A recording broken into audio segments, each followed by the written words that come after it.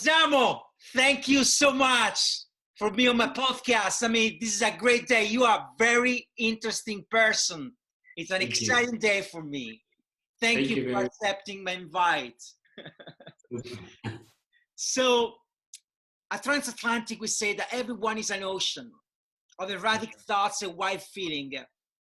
You, Mzamo, are a very interesting ocean. I'm very excited today to cross your ocean and let other people discover your waters. So I would say, let's get to it. From the very first question, we cross the 7 seas, okay? Good. I want to start our ocean crossing with one of my favorites, South African writers, Nobel Prize winner, Nadine Gordimer. Now, her life was shaped by an ocean crossing since her father was Lithuanian Jewish immigrants. There are some impactful words that come from Gordimer and they knock at the doors of my mind every time I read them or tackle a project in advertising. She say, the truth isn't always beauty, but the hunger for it is. In the advertising industry, to act as if, to pretend, and to bend the truth is a very common trait. How much hunger do you have for the truth? Or is your work mission driven by other principles? That's a very good, soulful question. For me, I always go back to Ogilvy when he says that the consumer is not stupid. The consumer is your mother and father. So if you start there, then I kind of always know that consumers, the human beings, have a bullshit detector, and they can detect bullshit. They can detect it easily. Instinctively, we know when someone's lying, and we know when people are not telling the truth. When we want to, we can detect bullshit. So I've always kind of never really worried myself about the truth per se, because at the end of the day, it is the consumer and the user that democratically votes with their wallet at the end of the day. So if you're bullshitting, they would also do the same. They won't vote for you. And if you're telling the truth, and the truth, they feel it in their hearts and heads, since consumers are emotional beings, we're all emotional beings. So it's actually felt in the heart and emotions and feelings first, before it's felt in the head anyway. And instincts know the truth far more than rational mind in the brain. So my principles actually are more on, is it respectful? I start there, how respectful is this content that we're about to tell? Because I come from a history of storytellers. I mean, Africans tell stories, so we know how to tell stories. But the next thing now is it respectful? Is it useful and helpful? Because that's another thing for me then, is how useful and helpful is the story? How does it build or grow someone? Then the last one is, how inclusive is it? In a sense that I'm now very sensitive to pieces of content or storytelling that is lazy, in a sense that all you see is Black people dancing, as if that's the only thing Black people can do on earth. Or all you see is a woman in the kitchen and pregnant, as if that's all women can do on earth. And all you see, recently I see LGBTQ plus community, there's also a very lazy interpretation of what that community is all about. There's a very narrow definition of being gay. It's like there's only one way of being gay or being queer. And so that also for me, that's the last part for me, is how inclusive and unstereotyping is it? Because I believe that we tell stories to creatively dramatize the truth, because that's what we enter in. We are dramatizing and creatively dramatizing the truth. And also, we tell stories to push society forward. So if we're not pushing people forward, we're not making people think differently, we're not making people change behavior, then it's a story that should not be told. You know, the concept of lazy content is so interesting. I like the way you label it, because it's true. That kind of content that doesn't make an effort to step beyond the cliche, to try to depict something that goes beyond what is normally, like, you know, commonly accepted. It's truly lazy content. I didn't think about it up until now where you mentioned, and I don't know if it's a word because lazy content is a negative thing, but I like this combination of words because it's truly something lazy. We as a creative sometimes are lazy, and instead of like pushing for the truth and for something that goes beyond the cliche, we just stop right before, and that's lazy. So very interesting, man. Good. Second question. In 1992, a cargo ship container tumbled in the North Pacific Ocean, dumping 28,000 rubber ducks and other bath toys in the ocean. The ocean currents took them on a long journey around the globe.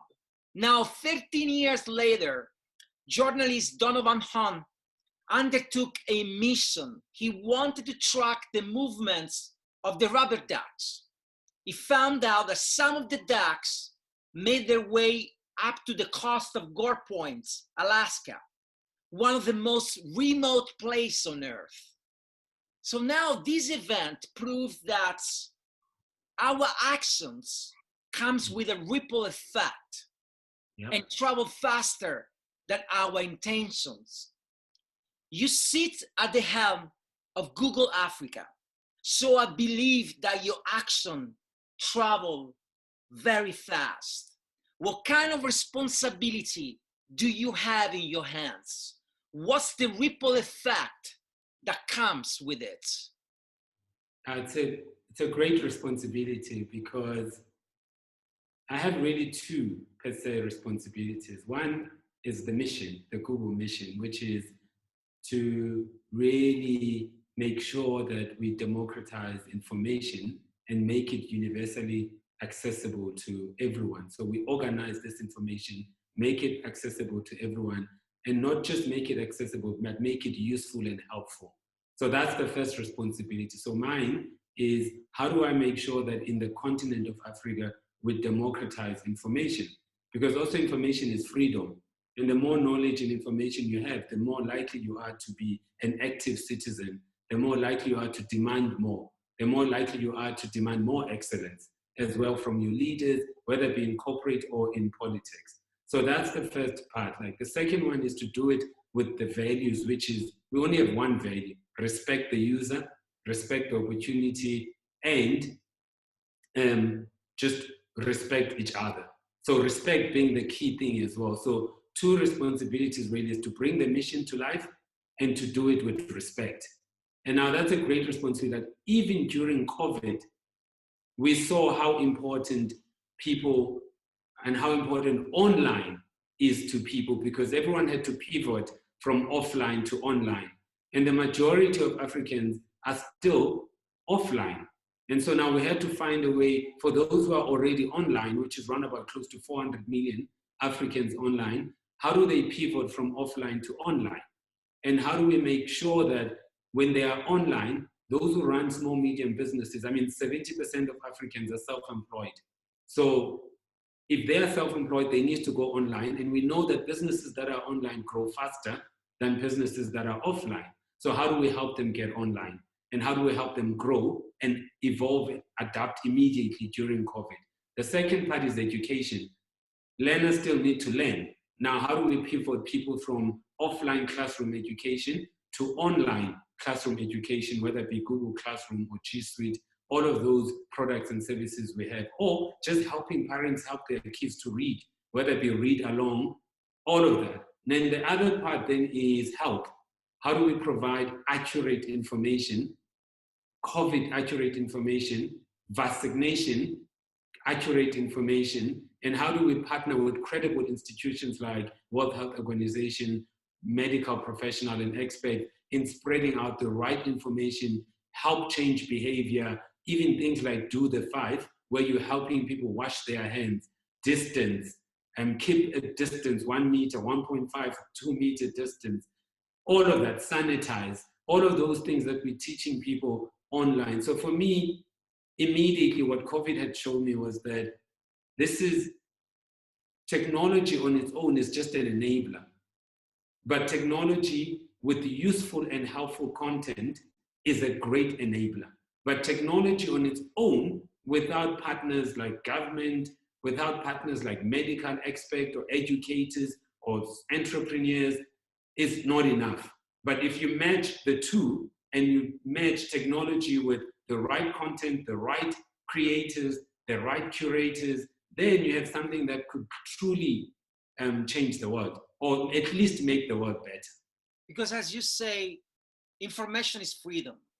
That's a great line of great thoughts and a great base. Like, you know, I do understand, like, you know, your heart is in such a great place. Like everything you say is so true.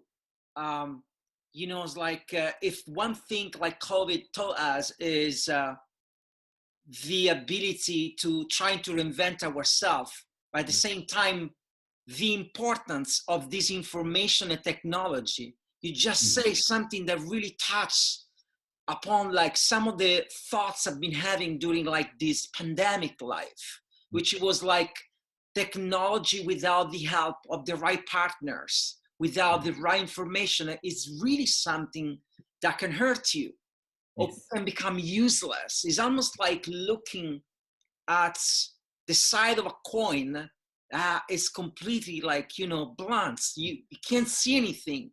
But as soon as you find the right channel and you have the right partner, you move perspective, you shift your stance just a little bit, and everything becomes like more positive and more useful. So that was really interesting, Mzamo. Thank you. Third question.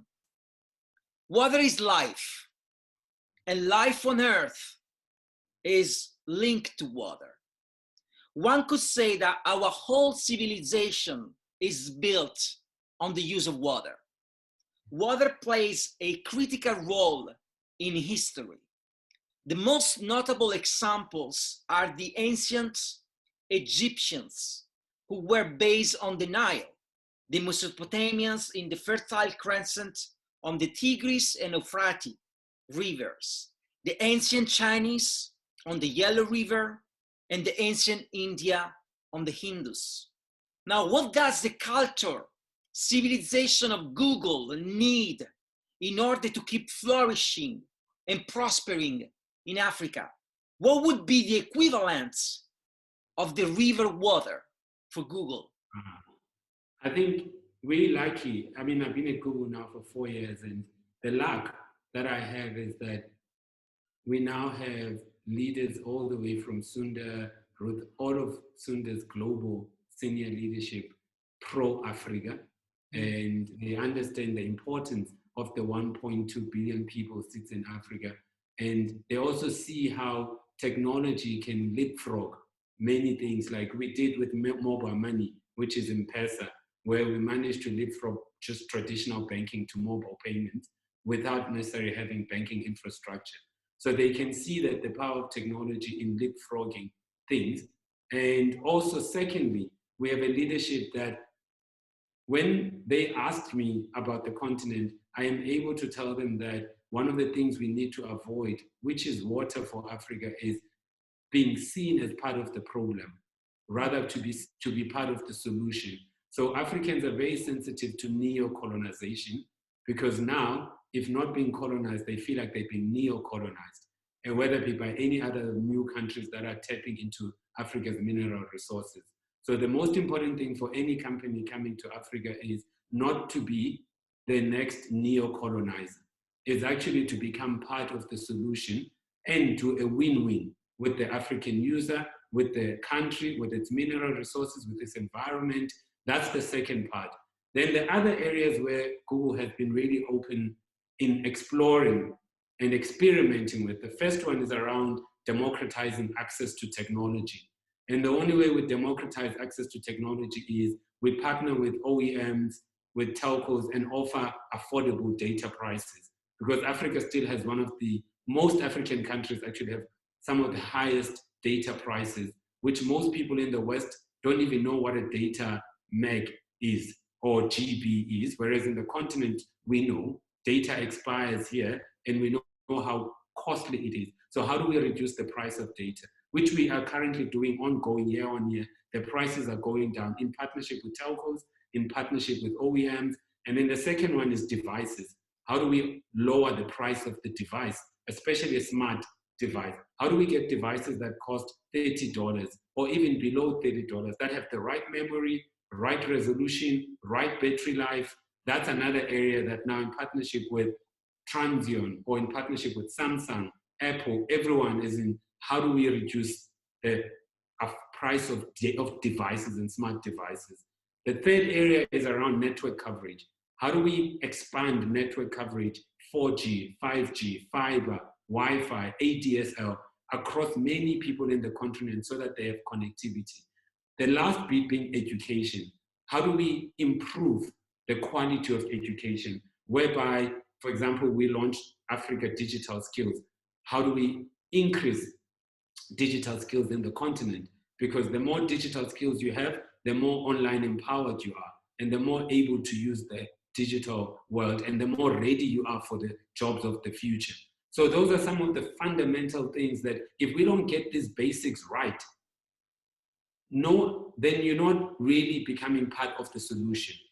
But if you start there, if you notice that the things I mentioned are not really Google's core business, as in they are not necessarily YouTube, search, geo, but there are things that Google has also realized that we need to become part of the solution so that we can then offer a useful and helpful search product, useful and helpful YouTube, or Maps, Waze, or Google Maps, or any of the other products and services, whether it be cloud services we offer in the continent. But first and foremost, let's go in and become part of the solution and provide the water, because the foundation in Africa is access to technology, access to high quality education, access for women and children in tech, make it inclusive, make sure there's enough women who are also included, the right device. So all of that, once we've done that, it makes it much easier for the entire ecosystem to flourish online. Right. You know, I mean, man, it's like I started this podcast because I wanted like people in Europe and across the States experience things that can experience, to get a channel through something that cannot reach otherwise. And sometimes I found myself like, you know, learning new things all the time, right? No, sometimes, all the time. But with you, Mazit, it's crazy because everything you say for me is a lesson. Because these are things that I like, you know, I listen and I learn, because these are things that we in the Western country, we don't really know, we don't really grasp. You talk about data, right? You say something really interesting, because in Europe, actually, data like costs money, right? It's but when you come to America, you don't think about it, because you take it for granted. Like everything is a limited data. You don't care. It's not a problem, right? Mm-hmm. But now you touch it. You say here in Africa, it's very, very important. It's one of the missions is to bring it like the data on a cheaper price, on a lower level. Mm-hmm. Then this idea of like neocolonialism, which you are completely right and on point on that. And you know, it's funny because like from your answer, I can see, like, you know, it's funny because like when you actually listen to someone speaking, answering something, if it's very clear in what they say, you can really take like, you have a takeaway right in your hand. And with you, this is happening. It's like your mind is very clear, very like, you know, structured. You know what you want. You know what you're up for. And that's really helpful. Thank you. Thank you. Question number 4. Scientists agree that about 10 major tsunamis occur every century. Now, based on the historical data, about 76% of the world major tsunami have occurred in the Pacific Ocean and its marginal seas, 10% in the Mediterranean Sea. 11% in the Atlantic Ocean, and 3% in the Indian Ocean. And now tsunami bring destruction that force you to change.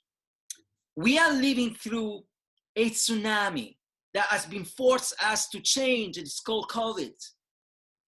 Was there a time in your career when you encounter an unexpected change, a tsunami that forced you to turn everything around and take on a new path? Ah, wow. Okay, let me not mention the name of the company. Right. But let me just tell you the story. Absolutely. That I went to work overseas, and I got an assignment to work overseas. And when I got there, my boss, which is my new boss, told me to fire someone within a week of being there. When I asked my new boss why, she said, because I said so. And then I was like, okay, that's not how I work, because that's not a good enough answer. I can't just fire someone because you said so. I have to know why. And from that day on, it's just our relationship went pear-shaped.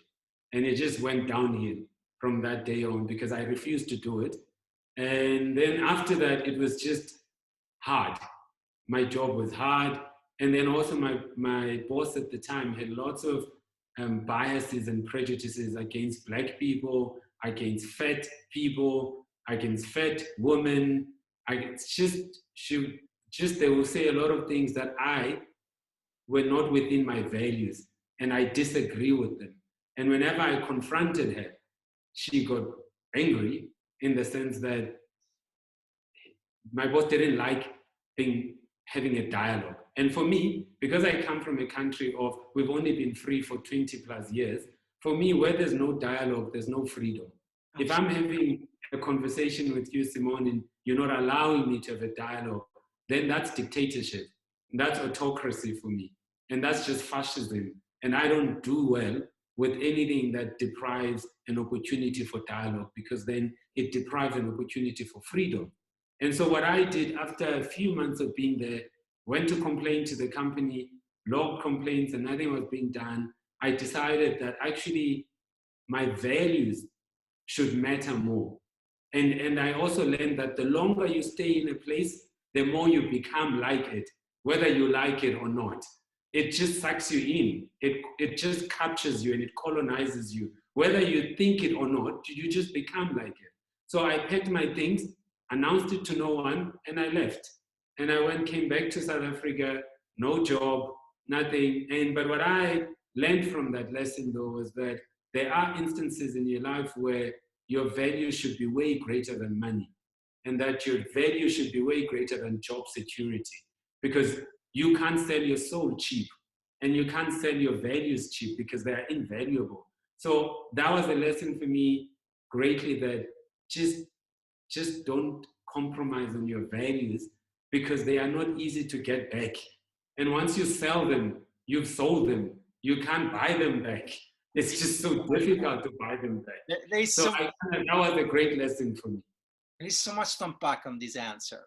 Like, honestly, I'm happy because I think that's like when young people, I actually know young people, like when everybody is going to listen to this type of answer, people that start in advertising and they're already in advertising, they do understand that, like, it's our responsibility to carve a path that is the best path possible for us. You say something that is very interesting. The longer you are in the wrong place, the more you become the place. Yeah. And I feel like it's so true. It just doesn't happen with places. It happens with relationship. Yes. The longer you hang out with the wrong people, you become the wrong people. Yeah.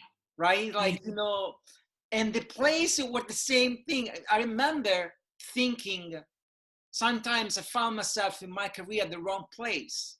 Mm. And what I experienced is like, even my ideas, my thoughts were being affected. I wasn't as brilliant as I wanted to be. Yeah. The place was getting to me, was getting inside me, more than under my skin.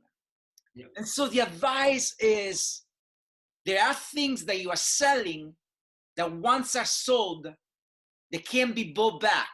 One of the things is the soul. One of the things is the value, the principle. You don't compromise on that. That's a great suggestion and tip and advice for those who work in advertising, because every day we are facing like this type of struggle. What happened to you with that woman says, like, because I say so, happen in every room across every continent. Like, you know, if you go to Europe, it happened the same. And there are these kind of like hidden situations. And sometimes people don't have the power, the courage, the guts, the luxury sometimes to like, you know, to say no. And it's true. Whenever two people speaks and the other one trying to impose and like, you know, to not listen, that become dictatorship. So can I add on that, now I also tell people I mentor that, yes, don't sell your soul for cheap or for money. Here's another way to have enough freedom to say fuck off to people. Right. You also need fuck off money. Which then means that I wish when we start working, they teach us early to save and invest, because once you have enough cushion, even early in your early career, you save enough money. When you've saved enough money for 6 months, 12 months, you have a cushion money to cover your cost. It actually helps you increase your risk appetite. It also increases your ability to say fuck off. Absolutely. To anyone, irrespective of their title.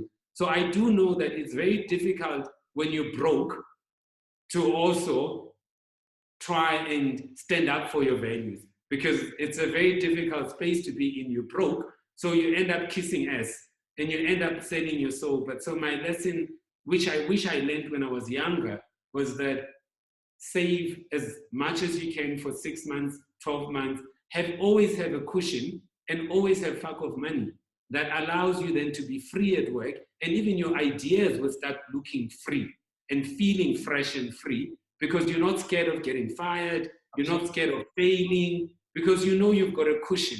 And I don't think they teach us early when we start our jobs that actually saving and investment early is great for mental freedom, and it's also great for risk taking. It's a great advice. I mean, it's like saving is great for mental freedom. That's such a good like thought, man. It's true. It's really true. Like, you know, if you save a little bit of money, it give you that kind of like, you know, it expand your like, you know, your percentage of taking risk. You are more willing to take risk, at the same time you are more willing to like, you know, get to a position that is better for you. You're willing to say fuck off, I'm not gonna do that, and that eventually result in like more freedom. Good, man.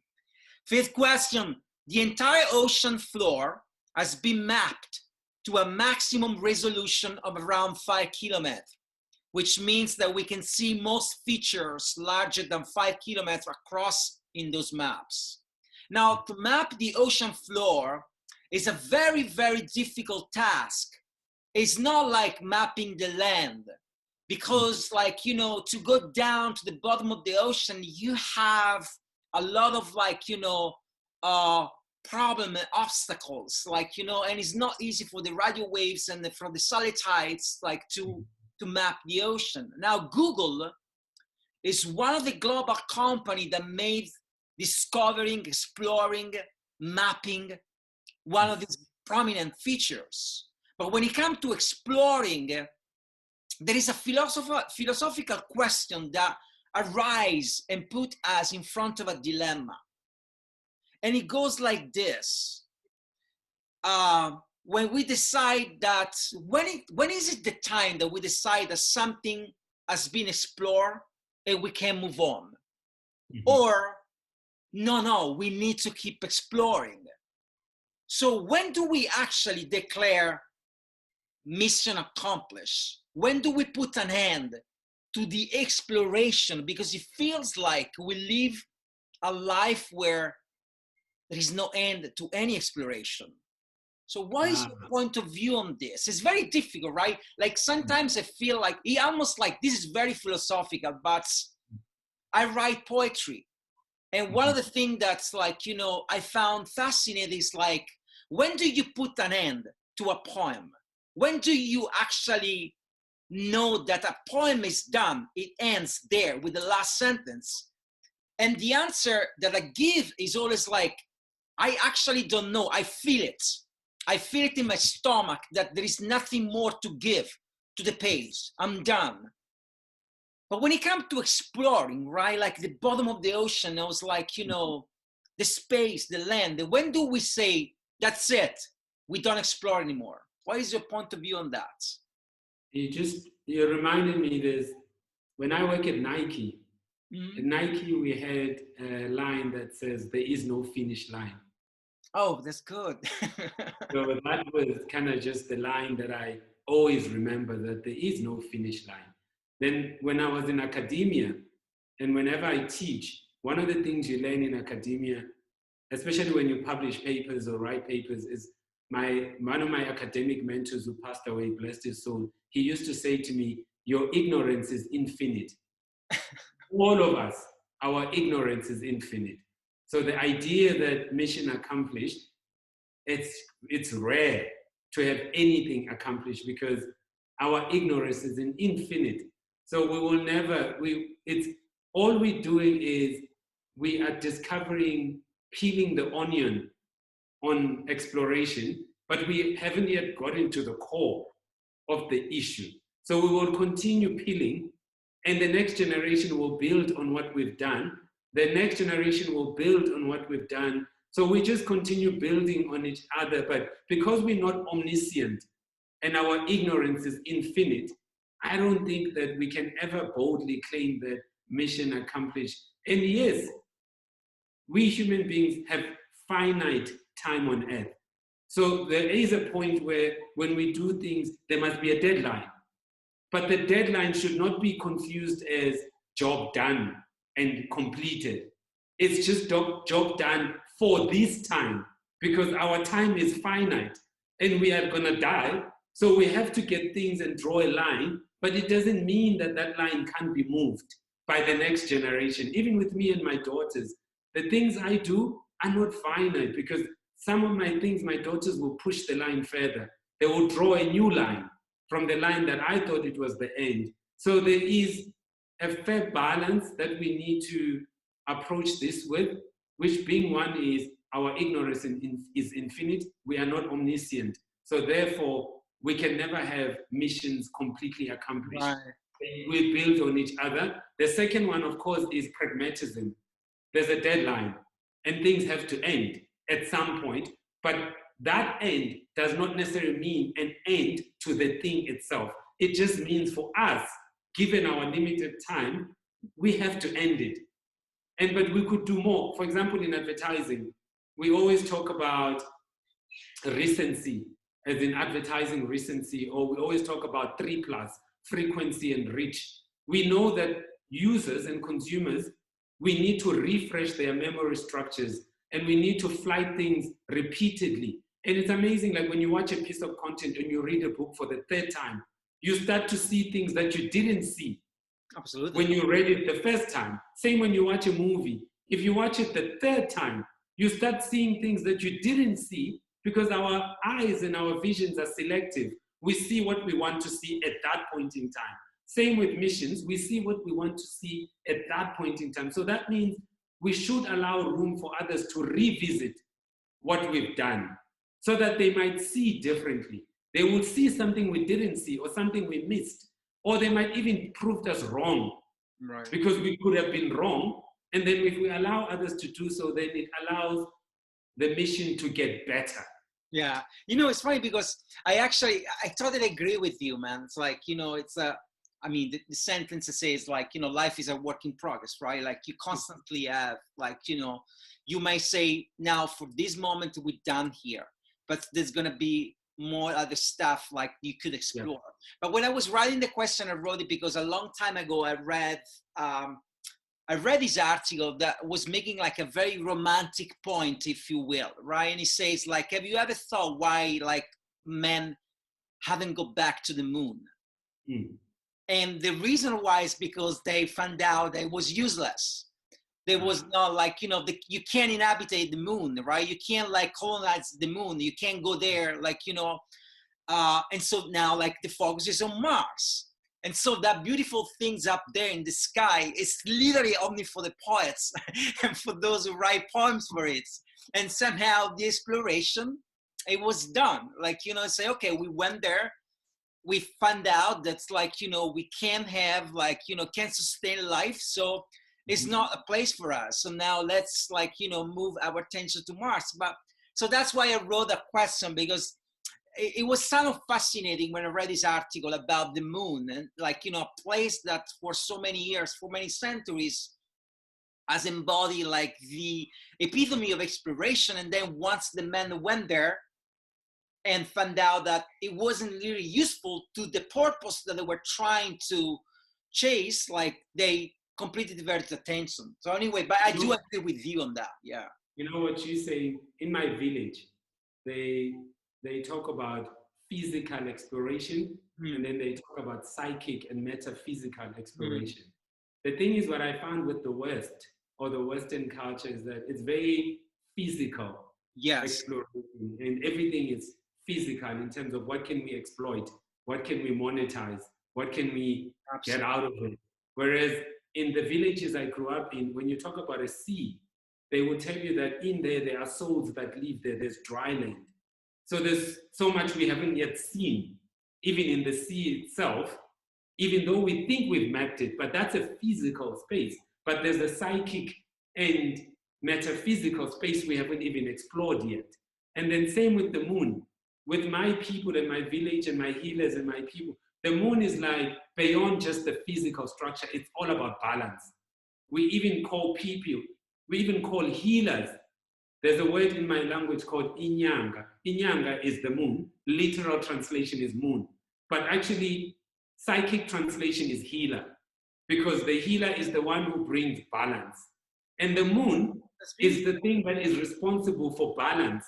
The reason we get less tsunamis is the thing that has this dance between the sun and the stars, and that allows us to be able to coexist on this earth in some shape of balance, with less tsunamis and less chaos. And the same thing we get with healers. They give us balance. So you see that there's a lot that we have not yet explored. And there's a lot that missions we have not yet even accomplished yet. It's just that sometimes the Western world, I find, is too physical. No, man, like what you say, like this distinction between like, you know, the physical exploration and like psychical exploration is a distinction that is so brilliant. And you're totally right, you flat right. Like, you know, in the Western country, we always think about physical, how can I monetize this? How can I exploit this, right? But the balance, the dance of the sun and the moon to keep like things in balance is beautiful. That was great, man. Okay, I see the short. This is the sixth question, and I couldn't like, you know, travel to South Africa without mentioning Nelson Mandela. I know that it may seem like a cliche, but you know, who doesn't love the man? On November 9, 1970, the prisoner Nelson Mandela entered a cell in Robben Island, a flat and oval-shaped island situated north of Cape Town. Mandela's prison cell was tiny like a fist and bare like knuckles. From his cell, he could look at the sea and give his thoughts an unstoppable force. He wrote in a 1975 letter to his wife, "The cell gives you the opportunity to look daily into your entire conduct, to overcome the bad and develop whatever good is in you." Was there ever a physical place in your life that shaped who you are today. It could be a city, it could be a small village, or even an office room, but was ever a place that truly, like, you know, help you shape who you are? Oh, for me, it will be two spaces. So one will be physical and one will be mental. Right. So I'm going to start with the mental one. You know, when I read Simone's book, I think they call it the Feminist Bible, The Second Sex. Simone de Beauvoir, one of my favorite writers. Yeah. Oh my God. And in it she writes that one is not born a woman, one becomes a woman. Right. And when I read it initially, it immediately made me realize growing up that I was not born black, I became black. And black is a social construct. It is not something you are born as. It is something you are labeled as you come out of your mother's womb. And now what that did for me anyway, growing up in South Africa, was that it shaped my mental space in that earlier on we were given an inferior education, which was called Bantu education. And the whole idea was just we were supposed to be slaves and someone else's slave. We were supposed to think we are inferior or know we are inferior. We were supposed to bow down. We're supposed to think white is superior. And that mental space is the most dangerous one, because Steve Biko says the greatest weapon of the oppressor is the mind of the oppressed. And for me, the first space I found myself trapped in was first believing that I'm inferior, or believing the lie and the propaganda that there was no one here, whites came and we should be grateful, they helped us, they civilized us, and we were heathens, all of this nonsense, which is actually untrue, and there's no truth in it. But I had to work very hard to get out of that mental colonization and decolonize my own mind and my own space and free my mind from the toxicity of apartheid, of colonization, and be able to be proud for just who I am, and be proud of my skin color, and be proud that I know that I'm not inferior, and be also know that I'm not superior to Simone. No one is superior to anyone. And everyone's got talents, and our talents are different, and that God gave us a normal distribution curve anyway. Some have outliers, some are in the average. But there's nothing to do with race, and race is a myth and a lie. So which is something that it took a while for me mentally to get out of that space and to create a new space in my mind that honors me, that has enough self-love, that has enough self-esteem, that doesn't look at someone else to affirm who I am, to know who I am, to have enough pride of my roots, to also demystify and decolonize a lot of the things that colonization and apartheid did and continues to do to Black people. So I would say that's the first space for me, it's mental. The second space is I grew up in the slums of Cape Town. So I grew up in a tin roof shack. And there's one thing that I now know, as having studied psychology a lot, is that other than genetics that matter and make a difference, your environment also makes a difference. Where you grew up, it shapes you, how you dream. Having a 20-year plan. It is very difficult to grow up in poverty and in a small tin shack to have big dreams, to think that you can be CMO of Google, or you can work in the US, or you can work in the UK, you can work in India, you can work in these places, you can lead global teams. It's very hard to be in such spaces. And for me, that's where also I realized that having been grown up in spaces that are that small, they make you risk averse. They make you have more self-doubt. They make you more reliant on religion far more than you should. And they make you think that that's the escape and that's the place, or more reliant on drugs, because most of my friends are either dead or in prison, or they are drug addicts. And that's where most of us, 8 out of 10, end up. And so that was the space for me, I would say, that I needed to free myself from a physical space, which was growing up in poverty, growing up in just slums, and growing up in small houses and projects and all of that. And that needed a lot of work. And then the second part was just my mind, because that's where most of these things end up residing. You get trapped more in your mind by small spaces, and your spirit and your mind needs a new space as well, which is not physical.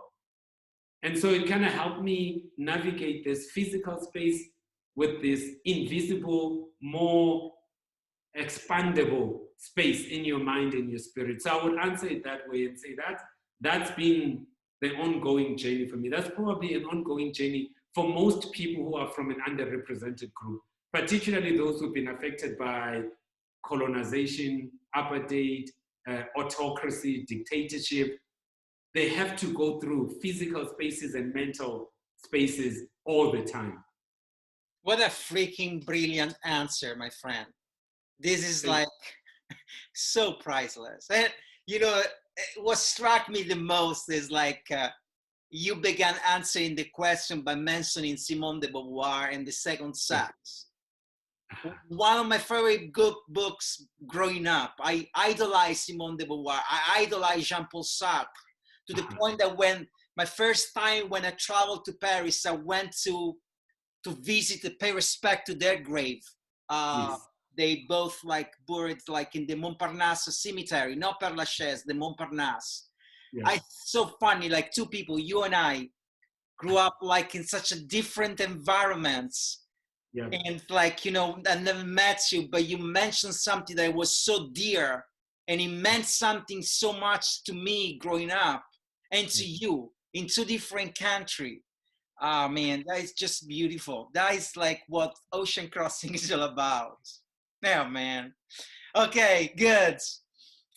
For all our guests, the last question is, if there was a wind that blows your sail and you had to name it, you had to come up with a name, what would the name be? Yeah, mine will be freedom. Freedom. Yeah, for me, the greatest thing anyone can be given as a gift is just the freedom to be you, and the freedom to be yourself, the freedom to speak your truth, the freedom to speak truth to power, just the freedom just to be you, and even the freedom to make fuck-ups, right?